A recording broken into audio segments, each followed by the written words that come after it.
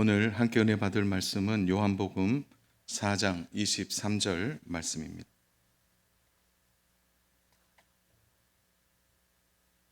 요한복음 4장 23절 말씀입니다. 우리 찾으셨으면 한 목소리로 우리 하나님 말씀 합독하겠습니다. 23절입니다. 아버지께 참되게 예배하는 자들은 영과 진리로 예배할 때가 오나니 곧 이때라. 아버지께서는 자기에게 이렇게 예배하는 자들을 찾으시느니라. 아멘. 영이신 하나님, 그래서 우리는 영으로 예배한다 이렇게 말합니다. 자, 한번 여쭤볼게요. 영이신 하나님은 갇혀 계십니까? 아니죠. 그래서 사마리아 여인이 우리는 도대체 어디서 예배해야 됩니까? 그래서 많은 사람들이 예루살렘에 가서 예배해야 된다고 말하는데 우리는 어디서 예배하죠? 그렇게 할 때 너희는 영과 진리로 예배해라 이렇게 말하는 그 영. 그러므로 영으로 예배한다는 것은 영이신 하나님을 만나는 것이고, 그리고 다시 말해서 우리는 어디에서나 영이신 하나님께 예배할 수 있다고 말씀하시는 거예요. 그래서 장소와 상관없이, 그래서 우리는 오늘 여기는 예배당이죠. 예배당에서 우리가 공식적인 예배 형식을 가지고 예배를 드리지만 우리의 삶이 뭐라는 거예요? 어디로 가나 그곳에 누가 계시죠? 하나님이 계십니다. 그러므로 우리는 가정에서 가면은 가정 예배가 될 수 있고, 일터에 가면 일터 예배가 될 수 있고, 차 아니면 차 안에서는 또 예배를 드릴 수 있는 거죠. 그러니까 영과 영이 만나는 거예요. 하나님의 영이신 하나님과 내가 만나는 거죠. 그래서 우리가 영으로 예배한다는 것은 하나님이 갇혀 계시는 분, 하나님은 성전 안에만 계시는 분, 이 생각에서 나와야 되는 거죠. 그래서 환경과 장소에 상관없이 우리는 영이신 하나님께 예배할 수 있다. 우리의 영으로 예배할 수 있다. 그러면 진리로 예배한다는 의미는 뭐죠? 그것은 하나님을 무엇으로 만나는 것입니까? 말씀으로 하나님을 만나는 것입니다. 하나님이 눈앞에 나타나고 입체적으로 다른 도구를 통해 우리에게 나타나는 것이 아니라 우리에게, 잘 들으십시오, 들려지는 하나님의 말씀으로 우리를 만나십니다. 그래서 하나님의 말씀을 우리가 예배 시간에 듣는 것은 진리 안에 예배하는 것과 같은 것이죠. 그래서 좋았냐? 오늘 예배가 엄청 좋았어. 오늘 예배가 좋았어. 그 내 감정과 내 마음을 통하여 평가하는 게 아니라 진리로 예배하는 자는 하나님의 말씀이 예배의 기준이 되는 거예요. 그래서 하나님의 말씀을 통하여 우리는 예배하는 거죠. 하나님을 만나게 되는 것입니다. 그러므로 진리로 예배한다는 것은 하나님의 말씀 앞에 서는 것이고요. 동시에 그 예배를 받으시는 분이 누구신지를 분명하게 아는 것입니다. 사랑하는 여러분, 우리가 예배 드릴 때 우리가 무엇을 해야 되느냐? 예배를 받으시는 분이 누구인지를 항상 잊어서는 안 됩니다. 혹 예배 드리다 보면 자기에게 몰두할 때가 있어요. 위험한 거죠. 그래서 예배를 드리는데 자기 숭배예요. 자기 숭배. 그게 아니에요. 우리는 드려지는 것입니다. 드려지는 거예요. 그래서 나의 예배의 대상은 나를 구원하신 예수님, 하나님의 어린 양에게 예배하는. 그래서 우리가 지난번에 한번 다뤘죠. 요한계시록에서 천상의 예배에서 모든 예배자가 누구에게 집중하고 있어요? 보좌에 앉으신 하나님의 어린 양에게 집중하는 거예요. 그래서 진리로 예배한다는 것은 나를 구원하신 대상이 예수 그리스도. 그러니까 어린 양이신 그분을 향하여 내가 마음을 다해 진리 안에서 드려지는 것, 이것이 진리로 예배하는 것입니다. 그렇지만 동시에 진리로 예배한다는 것은 제물만 드려지는 것이 아니라 나도 함께 드려지는 것을 말하는 것입니다. 그래서 영과 진리로 말한다는 것은 영과 진리로 예배할지나 이 말은 영이신 하나님께, 나의 분명한 말씀을 통하여 만나시는 하나님, 그리고 예배의 오직 경배의 대상은 하나님의 어린 양, 구원자 되시는 예수 그리스도를 향한 그 믿음을 가지고 드려지는 그것이 진리로 예배하는 겁니다. 그래서 나의 감정과 상관없어요. 우리가 지난 시간 여기까지 좀 말씀을 나누었죠. 자, 오늘 우리가 나누을 때 우리의 예배를 드릴 때 그럼 예배의 목적이 뭐냐? 그리고 예배의 목표가 무엇이냐라는 것을 좀 나누어 보겠습니다. 먼저 우리가 예배를 생각할 때 지난 2년 반, 한 3년 가까이 우리는 코로나를 통해 배운 가장 확실한 메시지가 있습니다. 바로 예배를 드리는데 한계를 만난 거죠. 왜냐하면 예배를 드리고는 싶은데 모일 수가 없었어요. 그때 우리는 깨달았죠. 지금까지 예배를 드리기 위해 모인 것이 얼마나 큰 하나님의 은혜였다는 사실이에요. 그래서 예배 드릴 수 있는 게 진짜 이게 하나님의 은혜였구나라는 것을 알게 된 겁니다. 사도행전 2장 46절에 보면 날마다 마음을 같이하여 성전에 모이기를 힘쓰고 집에서 떡을 떼며 기쁨과 순전한 마음으로 음식을 먹고, 초대교회의 가장 강력한 힘은 마음을 같이하여 예배의 자리에 모였다는 거죠. 우리는 지난 2, 3년 동안 가장 슬픈 시간을 보냈습니다. 그것은 모이고 싶어도 모일 수 없었던 거죠. 그래서 우리는 깨달았어요. 모이는 것이 얼마나 큰 은혜였다는 것을 알게 되는 거죠. 아무리 우리가 예배를 드리고 싶어도요, 어떤 변수의 상황이 딱 생기면 우리는 예배를 드릴 수 없다는 것을 함께 경험하게 된 것입니다. 그런데 여기에서 우리가 잊지 말아야 될 게 있죠. 사랑하는 여러분, 세상에 일어나는 모든 일들은 하나님의 허락하심이 필요해요. 코로나도 하나님이 허락하신 겁니다. 그러면 하나님이 이것을 허락하셨다면 우리는 무엇을 깊게 생각해야 될까요? 그것은 이번 코로나를 통해 우리가 예배에 대하여 얼마나 나태함과 안일함을 갖고 있었는지를 돌아봐야 됩니다. 우리 이렇게 생각했어요. 오늘 예배 못 드리면 다음 주에 예배 드리면 되지 뭐. 오늘 안 되면 다음에 드리지 뭐. 그런 안일함이 이번에 철저하게 깨졌다는 거예요. 내일은 할 수 없어. 우리의 방만한 예배 생활에 대해서 우리는 다시 정리하게 된 것입니다. 저는 목회자로서 개인적으로 가장 슬펐던 것이 뭐냐면 이 빈 공간에서 저 혼자 설교할 때가 제일 힘들었어요. 그래서 설교할 때 다 앉아 계신 것처럼, 왜냐하면 저 자리는 보통 권사님이 앉아 계시고 이 자리는 집사님이 앉아 계시고, 그래서 빈 공간이지만 정말 다 앉아 계신 것처럼 제가 설교를 했지만 그것도 슬픈 일이더라. 참 힘들었습니다. 그리고 저도 제 자신을 점검하게 된 것입니다. 사랑하는 여러분, 그래서 이 예배는요, 철저한 하나님의 허락하심이 있어야 가능한 것입니다. 그냥 오늘 주일 예배 일어나서 그냥 옷 입고 나왔지요, 그게 아니에요. 오늘 하나님이 허락하신 것입니다. 그래서 우리가 오늘 이 자리에 앉아 예배할 수 있는 것이죠. 그러므로 오늘 우리가 이제 예배에 대해서 영이신 하나님께 진리이신 그 마음을 가지고 진리 안에서 우리가 예배를 드릴 때, 오늘 우리가 또 한 번 기억해야 될 것은 우리의 예배의 목적과 목표에 공통된 주제를 먼저 생각해야 됩니다. 그것은 한번 따라서 할까요? 관계. 예배는 철저하게 관계예요. 그러면 이해가 좀 빨리 되겠죠? 예배를 관계라고 말하면 누구와의 관계가 이루어지는 겁니까? 하나님과의 관계예요.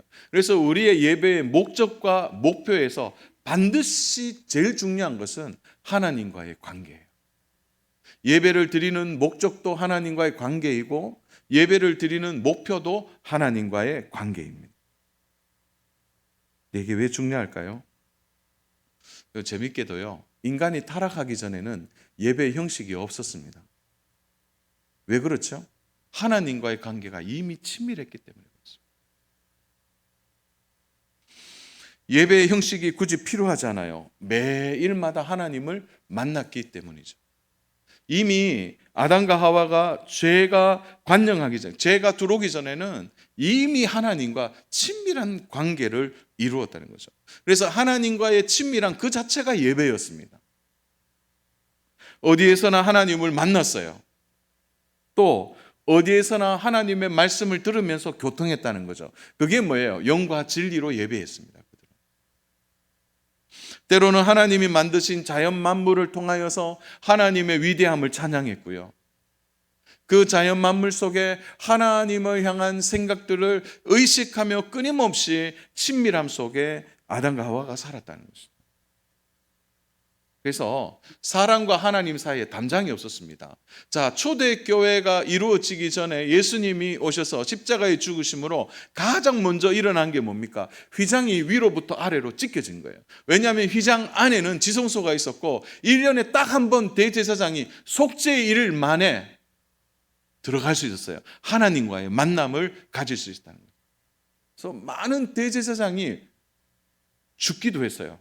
거룩하신 하나님 앞에 나가는 순간 죄를 아무리 속죄하고 들어가도 그 발견되지 않는 죄 때문에 죽었단 말이에요. 그래서 한쪽 왼쪽에는 밧줄을 발목에 묶고요. 또 하는 오른쪽에는 방울을 발목 밑에 달았습니다. 그래서 딸랑딸랑딸랑 하는 소리를 사람들이 밖에서 들었어요. 하나님과의 만남이 그토록 어떻게 요즘식으로 말하면 위험한 것이었죠. 딸랑딸랑 소리가 안 나요. 하나님을 만났지만 심판을 받은 거죠. 그러면 조용히 사람들이 밧줄을 빼내는, 절대 들어갈 수 없는 거예요. 그래서 하나님을 만나는 것은 죽음을 각오한 일이었다. 죄가 들어오고 난 이후입니다. 하나님과 사람 사이에 담장이 없었던 아담과 하와를 생각해 보십시오.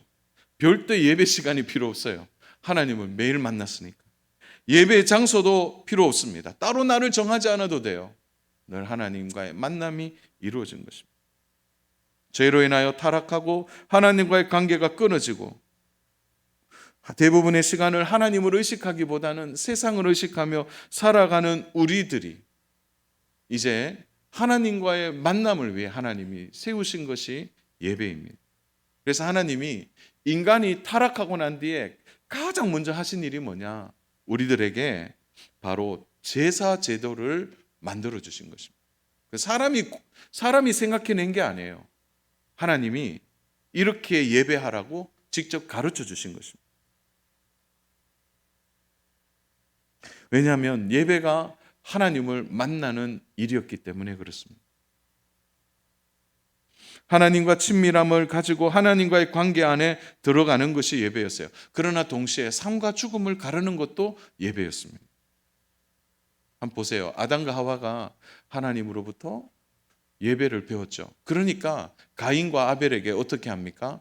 예배 드리는 방법을 아담과 하와가 가르쳐 줬어요. 그래서 첫 번째 예배가 가인과 아벨의 예배였어요. 타락한 이후에 하나님을 어떻게 만나는지를 배우도록 한 것이죠. 그래서 하나님과의 만남이 이루어지지만 보십시오. 거기에 삶과 죽음이 달라졌습니다. 아벨은요, 예배 잘 드리고 그는 순교했습니다. 형으로부터 죽임을 당하게 된 것이죠. 그러므로 사랑하는 여러분, 예배가 그저 오늘 우리가 모여서 예배한다 이게 아니라 하나님이 가르쳐 주신 예배는 삶과 죽음을 가르고 하나님을 만나기 위해 자신 전체를 드려지는 너무나 중요한 것이라는 것을 우리는 잊어서가 안 됩니다. 그래서 오늘 본문을 보시면 어떻게 이야기하죠? 23절 보십시오. 아버지께 참되게 예배하는 자들은 무엇과 무엇으로 예배하랍니까? 영과 진리로 예배할 때가 오나니 곧 이때라. 아버지께서는 자기에게 이렇게 예배하는 자들을 어떻게 하신다고요? 받으신다라고 얘기하지 않고 찾으신다고 얘기했습니다. 이 찾는다는 단어를 우리는 묵상해 보면 그저 예배하는 자들이 있구나라가 아니에요. 그 그만큼 예배하는 자들이 많지 않다는.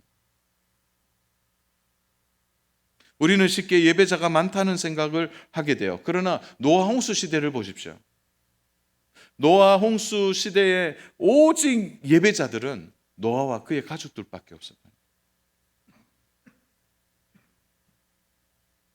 사랑 여러분, 그러므로 오늘 우리에게 주시는 복 중에 하나가 뭐냐면 매주 예배할 수 있도록 하나님이 우리에게 예배의 길을 열어주신 것입니다.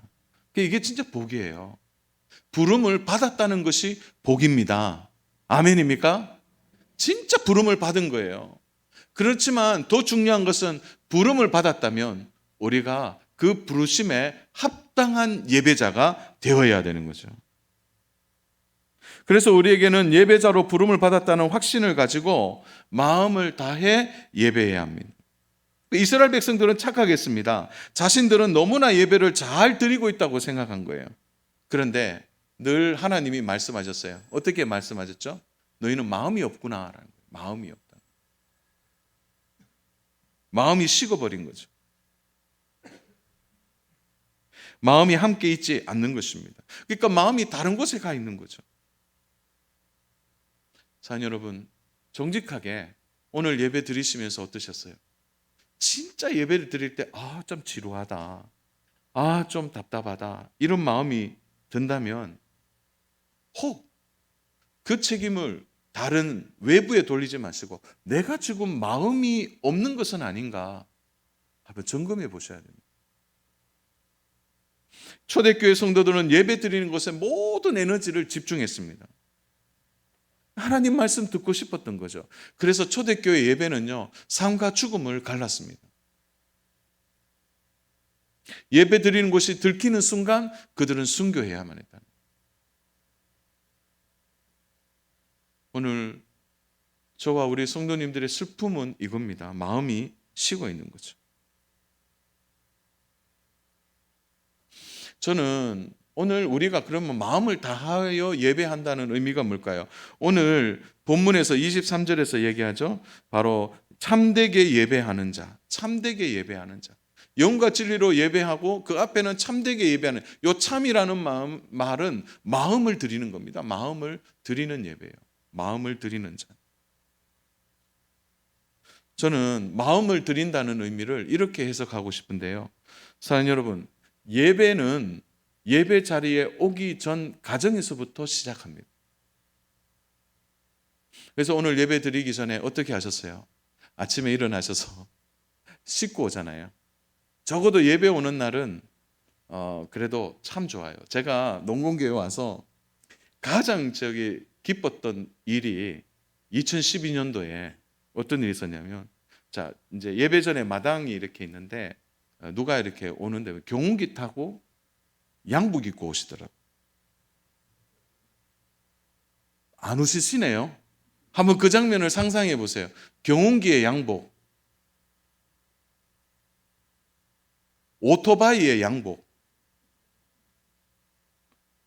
이것도 안 웃으시네. 자전거의 양복, 이렇게 안 웃으시네. 저는 그때 저는 이제 칠곡이라는 지역이 있었는데요. 좀 자유로웠어요. 예배 올 때 복장이. 근데 여기 와서요, 제가 제일 큰 감동을 받은 건 뭐냐면 주일날 대부분 양복 입고 오세요.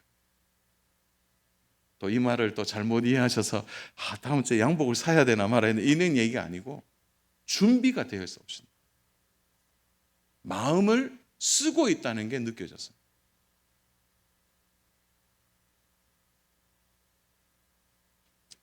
진짜 마음을 쓰시더라고요. 근데 진짜 참되게 예배하는 건 뭐냐? 예배 자리 오기 전부터 준비하는 겁니다. 좋은 옷을 미리 준비하고 단정한 옷을 미리 걸어놓고 깨끗하게 몸을 다 해서 예배하는 곳까지 준비해서 오는 겁니다. 그래서 진짜 예배는 어디서부터 시작하느냐? 아침에 일어나서 이제 씻고 예배 옷을 입는 거기서부터 마음이 오는 것입니다. 마음.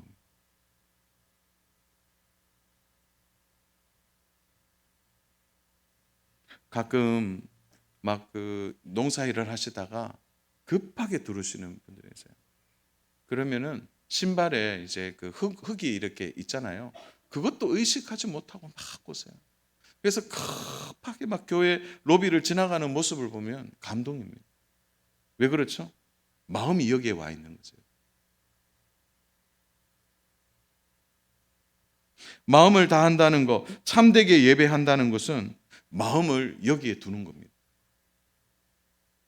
그래서 제가 말씀 준비하다가 마음을 여기에 둔다는 게 또 다른 의미가 뭘까 찾아보니까 바로 하나님을 경외함, 경배함. 이게 마음이더라고요. 그래서 마음의 진정성은 어디에 나타나느냐? 하나님을 경외하고 두려워하는 것에서 참된 경외가 나타나는 거예요. 사랑하는 여러분, 혹시 마음을 다한다는 것을 정성으로 이해하시는 분이 있으면 안 됩니다. 정성으로 그게 마음 아닙니까? 그하고는 달라요. 정성은 나 중심이에요. 마음은 하나님 중심이에요. 하나님으로부터 내 마음을 보는 거예요. 정성은 나의 의가 드러나는 거예요. 잘못 이해하지 않기를 바랍니다. 그래서 정성보다 더 중요한 것은 마음의 경외입니다. 경외. 정성이 아니라는 거죠. 혹시나 사랑하는 여러분, 혹시 삼성전자의 삼성그룹의 회장님이 여러분을 보겠다면 어떻게 나오시겠습니까? 이미 마음의 자세가 달라지겠죠. 더 큰 얘기를 해볼까요? 혹시 대통령이 좀 만나자 그러면 이미 마음이 어디에 가 있습니까? 한 달 후인데도 이미 마음이 한 달 후에 가. 그날 무슨 옷을 입고 가지? 그날 내가 뭐 어떻게 해야 되나? 그래서 머리는 언제 자르고 그리고 언제 내가 옷을 사고 다 준비하는 거죠. 심지어 악수할 때 허리를 어느 정도 숙여야 되나? 막 이런 것까지. 왜죠? 그 상대방에 대한 마음을 두는 거예요. 경외라는 말이 그런 거예요. 참되게 예배한다, 마음을 다하여 예배한다는 것은 우리의 경외의 대상이 하나님 앞에 내가 두렵고 경외하는 마음으로 하나님 앞에 나아가는 것입니다. 그래서 우리의 마음에 그런 경외함이 있는지를 돌아보는 거예요. 저도 아침에 주일 아침이 되면은 저희 가정도 보면 애들 청소년들은요 굉장히 뭐 입는 거 거추장스러워 하고요 신발도요 막 답답한 거를 싫어해요. 아침에 맨날 싸우는 거예요. 오늘 예배 드린다. 학교 가는 거랑 달라. 예배의 복장을 갖춰. 오늘 아침에도 제가 들어가니까 우리 맷째라고 얘기는 하지 않겠습니다. 맷째라고는 얘기하지 않겠는데 아빠 반바지도 괜찮죠? 내가 참 하고 들어갔는데 결국은 긴 바지를 입고 사는 여러분 뭐 긴 바지냐 짧은 바지냐 질기냐 아니냐 그 얘기를 하는 게 아니에요. 하나님 앞에 자신이 어떤 마음으로 있느냐가 더 중요한 거죠. 오늘 좀 이런 얘기를 드리지만 우리 교회에 오실 때 제가 꼭 당부합니다. 성경책 들고 오십시오. 왜 이렇게 저를 그렇게 보십니까? 성경책 들고 오십시오. 제일 중요한 것은 하나님의 말씀이 성경을 가지고 오는 겁니다. 가지고 와요. 물론 영상을 다 띄웁니다. 그래서 말씀을요 예전처럼 잘 찾지는 않아요. 그러나 적어도 우리가 하나님 앞에 올 때 제가 목사님 이거 형식입니다. 그렇게 말씀하시는 분이 있는지 모르겠어요. 그러나 정말 하나님 앞에 올 때 저는 그것이 갖추어짐이라고 생각합니다. 마음이 여기에 있는지를 돌아봐야 되는 거예요. 하나님은 예배가 무엇입니까? 하나님과의 만남 아닙니까? 만남이라는 것은 그냥 보는 게 아니에요. 잠깐요 1, 2분 동안 안녕하세요 이런 게 아니라는 거죠. 만남이라는 것은 얼굴과 얼굴을 맞대어서 인격과 인격이 그 안에 녹아서 함께 하는 것입니다. 그래서 인격적인 교통이 있는 거예요. 상대방은 나를 느끼고 나는 상대방을 느끼는 것이 만남인 것이죠. 그래서 예배에 하나님을 경외하는 것은 하나님을 만나는 것이고 하나님을 느끼는 것입니다. 사랑하는 여러분, 그래서 예배의 장소에 오시면은 하나님을 만나셔야 돼요. 그런데 오늘 예배 장소에 와서 함께 예배하지만 하나님을 만나지 못한 분들인 거죠. 하나님에 대한 경외보다 어떻게 하든지 시간 좀 빨리 지나가고 그냥 오늘은 예배 드렸다. 어떤 의미에서 보면 그냥 오늘 뭐 주일날 뭐 지난처럼 또 그렇게 예배 드렸네, 이런 게 아니라는 거예요. 찬송가를 부르실 때 어떻게 부르십니까? 그 찬양이, 그 가사가 나에게 이입이 되십니까? 오늘 이 가사가 나에게 참 즐거운 노래로 주 찬양하겠네. 오늘 오전에 내가 늘 의지하는 예수, 나의 상처 입은 심령을. 그래서 저는 주일날 우리가 그 1부, 2부 예배 드릴 때 찬송 그 구절을, 그 찬송 고르는데요, 제 성경책의 1장부터 600장까지 계속 넘깁니다. 제일 힘든 것 중에 하나가 찬송가 선정하는 거예요.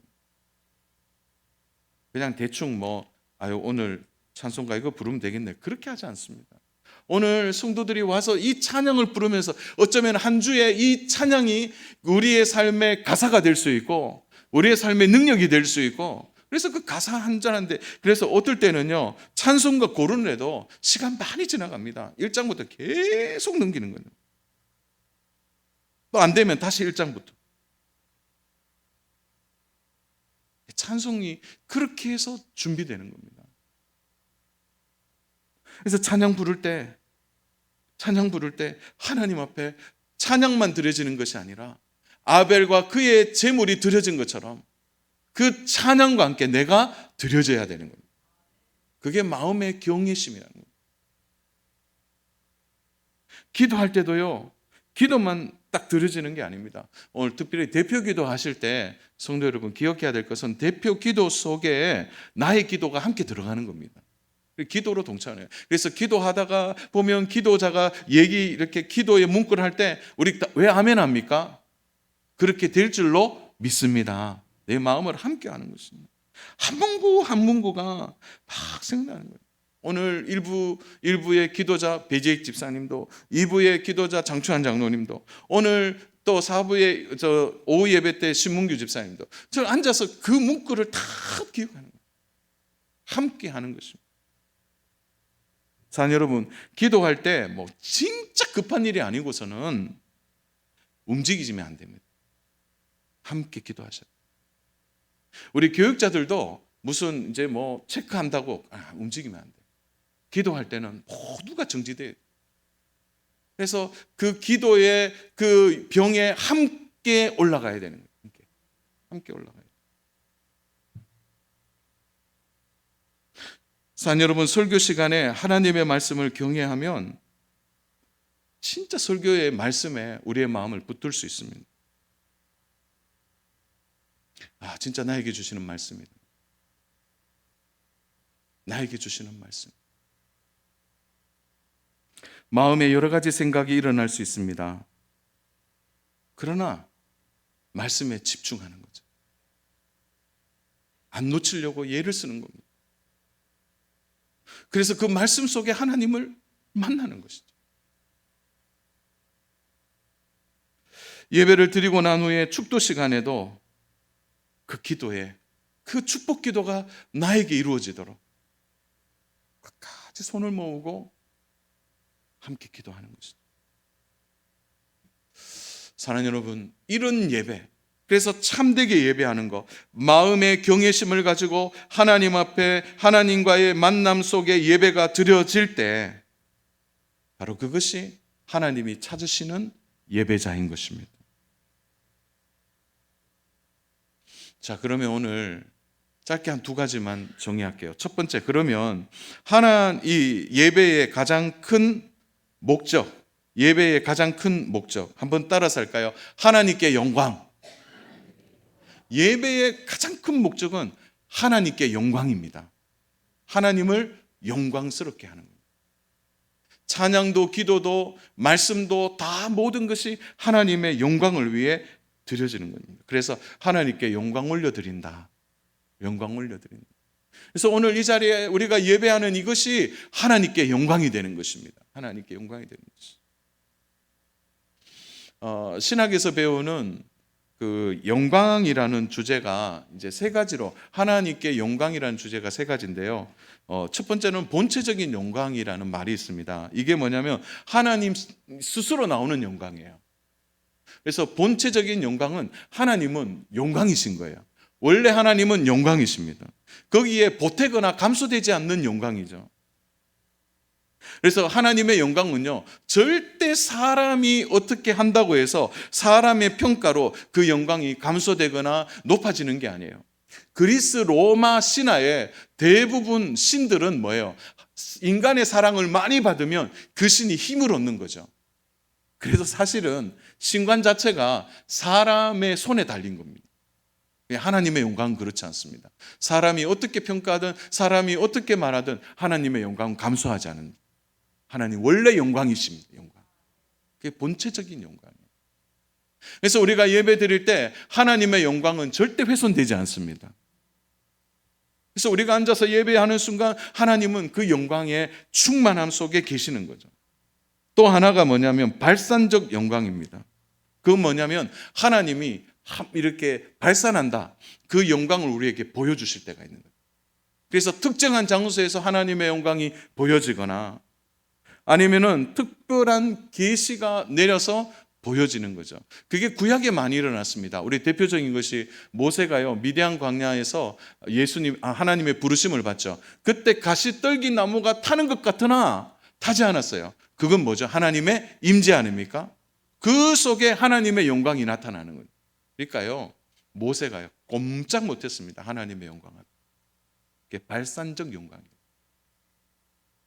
이 첫 번째, 두 번째는 하나님의 절대적인 영광이에요. 그러나 마지막 세 번째 영광은 효과적 영광이라는 게 있습니다.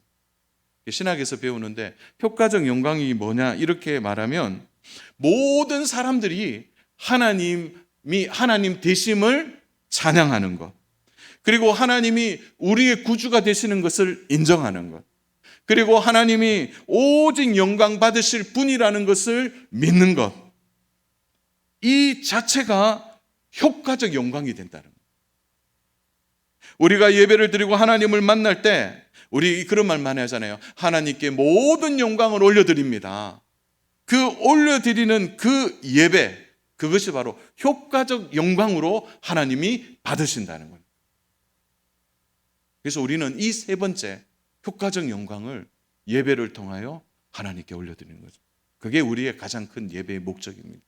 사는 여러분, 그래서요, 한동안 한국교회가 저는 개인적으로는 실수라고 생각합니다. 그 중에 하나가 뭐냐, 구도자 예배.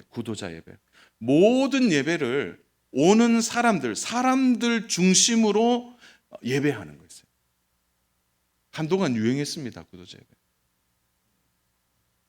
저는 그것을 조금 보면서 이거는 조금 다시 생각해 봐야 된다. 왜냐하면 예배의 대상은 오직 하나님 한 분밖에 없어요. 물론 처음 교회 오는 분들을 교회 생활에 잘 적응할 수 있도록 그들이 쉽게 이해하는 방식을 가지고 예배를 드리지만 그것이 지나치게 치우쳐 버리면 하나님이 기뻐하지 않는 예배라고 생각합니다.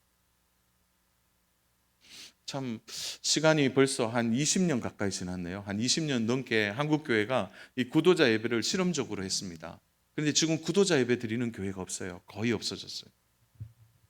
아니라는 거죠. 사랑하는 여러분, 오늘 우리의 예배의 가장 중요한 자세는 하나님을 경외하는 마음으로 하나님을 만나는 것이고, 그 하나님을 만나 오직 하나님께 영광 올려드리는 예배가 되도록 찬양도, 기도도, 말씀도 또 특송하는, 아니면은 또 우리가 함께 올려드리는 이 모든 것이 하나님께만 영광 되도록 드려지는 예배가 하나님 기뻐하는 참된 예배인 줄로 믿습니다. 그래서 예배의 목적은 하나님께만 영광을 돌리는 것입니다. 그러므로 이 목적이 분명하게 되기 위해서는 목표가 있어요. 그 목표가 뭐냐? 결국은 하나님께 영광이 되는 예배는 반드시 하나님을 만나게 되어 있는 거죠. 그래서 우리의 예배의 목표는 뭐냐? 하나님을 만나는 것입니다. 그리고 하나님을 만나서 그 만남 속에서 하나님과 교제할 때 우리는 새 힘을 얻게 되는 것입니다. 그래서 진짜 예배는요, 우리를 살립니다. 우리를 새롭게 합니다. 예배를 드리면서 하나님을 만나는 것은 우리에게 새 힘 주시는 하나님. 그래서 우리가 이 땅을 살아가면서 도저히 세상으로부터 얻을 수 없는 기쁨, 감사, 평안, 능력, 은혜를 우리가 덧입게 되는 것이죠. 그래서 우리의 목표는 하나님을 만나야 하는 것입니다. 그래서 하나님을 만나기 위해 우리에게 부차적인 것을 다 끊어야 되는 거예요. 예배에 오직 집중하는 것입니다. 우리는 마음을 다해 말씀을 붙들어야 할 것이고 예배의 형식 안에 우리의 마음을 실어야 할 것입니다. 그래서 예배만 드려지는 것이 아니라 예배를 드리는 나도 드려져야 되는 거예요. 그래서 우리가 함께 하나님을 만나게 될 때, 자녀, 그렇게 되면요, 우리 인생의 승부는 끝나게 되는 겁니다. 왜 그렇습니까? 예배를 통하여 하나님 만나면 더 이상 두려운 것이 없어요. 세상을 향해 우리는 담대하게 살아갈 수 있게 되는 것입니다. 이렇게 만나고 나면요, 한 주간 동안 하나님 만났는데요, 하나님을 만났는데 달라지는 거죠. 좀 전에 점심 때 이제 제 말씀이 이제 쭉 다시 이렇게 외우고 있었는데, 이제 셋째가 잠깐 들어왔습니다. 들어와서 이제 얘기를 쭉 하다가 무슨 의견이 좀 안 맞는 게 있었어요. 그래서 막 얘기하다가 그러더라고요. 야, 너 그런 말 하지 마. 너 지금 천국 갈 확신이 있어? 제가 이렇게 물었어요. 그러니까 있대요. 당돌하게 눈을 막 저한테 하면서, 저 있어요. 천국 가요. 그래서 제가 그랬어요. 천국은 어떻게 가는 건데? 하나님 만나지 않으면 천국 못 가. 그러니까 자기는 하나님을 만났대요.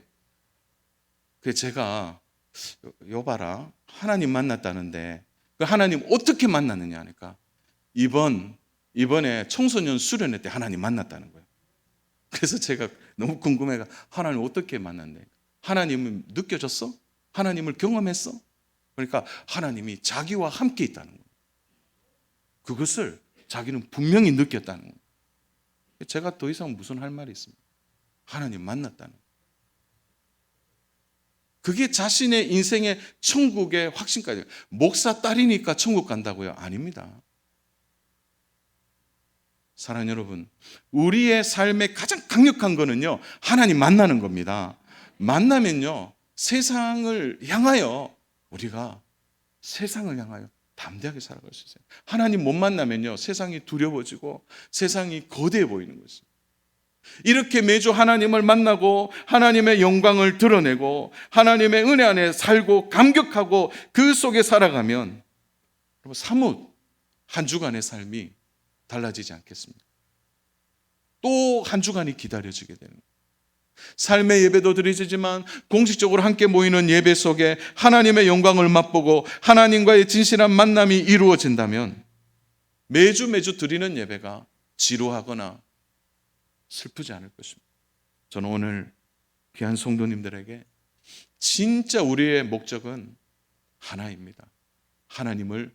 하나님께 영광되도록, 그리고 하나님을 만나는 것이 우리의 목표가 되어서 우리의 영혼에 새 힘을 얻고 하나님을 제대로 경외함으로 진실한 예배자, 오늘 하나님이 찾으시는 복된 예배자로 매주마다 승리하는 저와 믿음의 성도님 되시기를 주님의 이름으로 축복합니다.